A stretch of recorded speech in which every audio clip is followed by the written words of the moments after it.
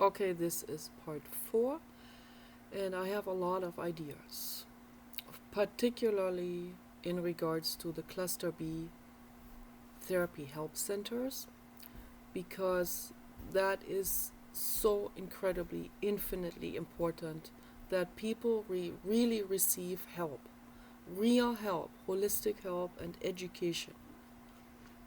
I noticed that learning is also healing, and that healing is also learning. So it goes together. It is real, whole food for thought.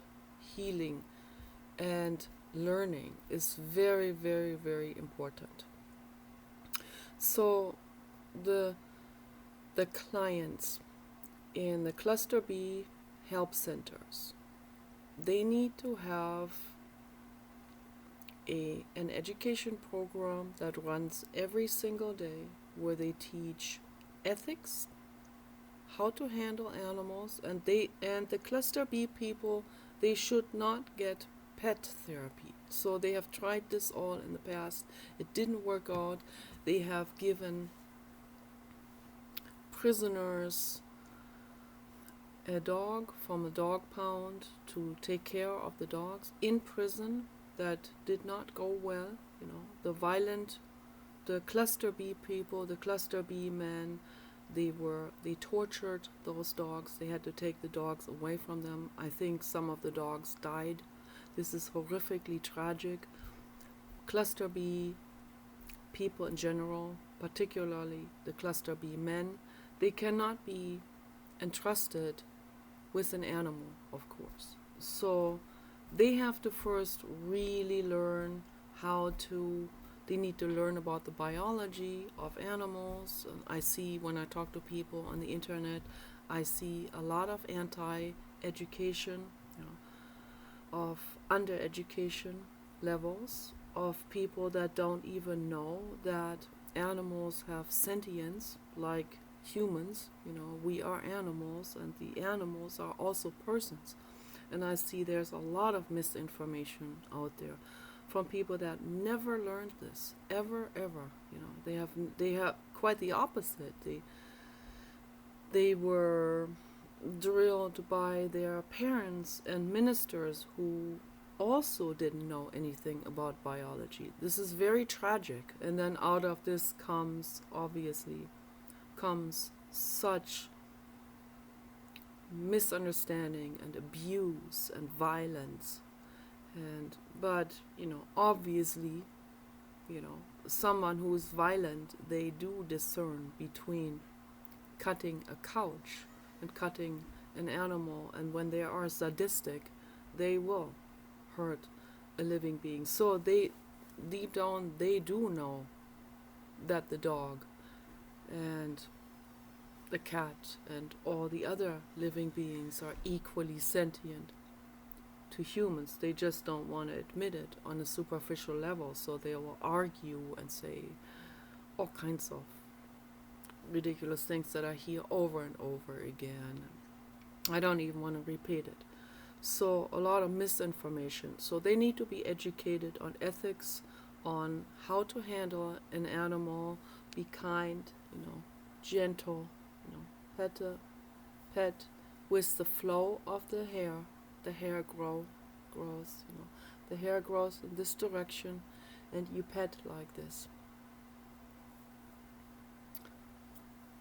And you hold the animal like this. And you say, I love you. And we can all do this. Okay? So we all are equally sentient, and whether you are a man or a woman out there, So this is not just something maternal, this is also something paternal, This is something the father can do and the mother can do and anyone can do, hold another living being, and forget about all of these misconceptions about how a man has to behave, when they hear from their fathers, man up and those kind of things. These are all complete, this is anti-education. This is dangerous anti-education, anti-information. It's a misconception, it's a misunderstanding of living. If you are a man, and this goes out to all of the delinquent men out there, to all of the men that have this idea that from their fathers that told them they need to be total asshole jerks or something. That's a misconception. This is just false information. You are a living being, whether you are a man or a woman. The people out there. So it doesn't matter. It doesn't only pertain to women to be petting an animal gently and taking care of an animal or child. So a man can do it too, and they can do this just as well. And if they want to, if they can let go of these horrific self-images that they have been injected with by toxic people around them, by people that are not well themselves. Okay, so mental illness is given from one generation to the next, also not just in form of violence, but also in form of the telltales that they perpetuate. And so that needs to come to an end now. Okay, we all can be nice to an animal. We can. Theoretically, we all can be nice to an animal. And we can pet an animal gently and not I see a lot of men, they go clap, clap, clap on a dog. They think this is somehow, that's a manly way of, it's like, please understand, this is a living being, okay? You don't slap that living being just to prove what your misinformed dad told you, to prove your image that you have of yourself. You forget about these images, completely forget about it, okay? Elon Musk, Al Gore, Paul Watson, they don't do these kind of things, okay? And they're the absolute alpha males. They're the ones that are healing the world, that have influence, that have real power and real empowerment, and they have all the thousands and thousands of women. Okay, so just look at it for what it really is. So they pet an animal gently. They don't say, I'm a carnivore or some bullshit like this. Paul Watson is a vegan. So I don't know about the other guys, but I think Al Gore became a vegetarian. So I hope that Elon Musk will become a vegetarian too. It will be very helpful for his health, and that'll be helpful for all of us. So at least become vegetarians. And also they need to, the cluster B help centers, they should have good chef cooks, that work there, and they need to be making gourmet food, but whole food vegan. Very, very important, so that we can really get away from that cycle of destruction. And the meat industry will fight that tooth and nail. As you know, they make up ridiculous non-profit organizations that are just hoaxes in order to debunk someone who is really making an effort to make the world a better place. So you see, this is going on, and when you see some bullshit organizations debunking veganism, and you know where it's coming from, it's coming from the meat industry. That's a huge lobby. They don't want to lose their customers, of course. They want to profit on cost of other living beings that are suffering. Okay, that has to come to an end now. This is very, very important. So a lot of important things can be implemented, can be created in those help centers. We can have outdoor gardens where they grow their own vegetables, their own food for their own kitchen, fresh, lots of raw is very, very, very healthy and healing for the brain. That helps with the psychological healing processes. We can have indoor gardens in commercial greenhouses. It's wonderful to work in those. And eventually, life on Earth will phase over into plexiglass dome houses. So, even more than outdoor commercial greenhouses that are, it's the cheaper solutions, but they will be blown over by storms. So in the future, in 20 years from now, I think no structure will be standing because of global warming and the storms.